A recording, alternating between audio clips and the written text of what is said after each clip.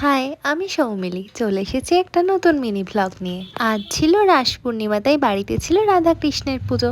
তাই তোমরা যারা যারা রাধাকৃষ্ণের ভক্ত তারা কিন্তু কমেন্টে হরে কৃষ্ণ বলতে ভুলে যেও না। অন্য কোনো কাজ পারি বা না পারি, পুজোর জোগাড়ের কাজটা কিন্তু আমি ভালোই পারি। তাই আর দেরি না করে আমি বসে পড়েছিলাম পুজোর জোগাড়ের কাজে।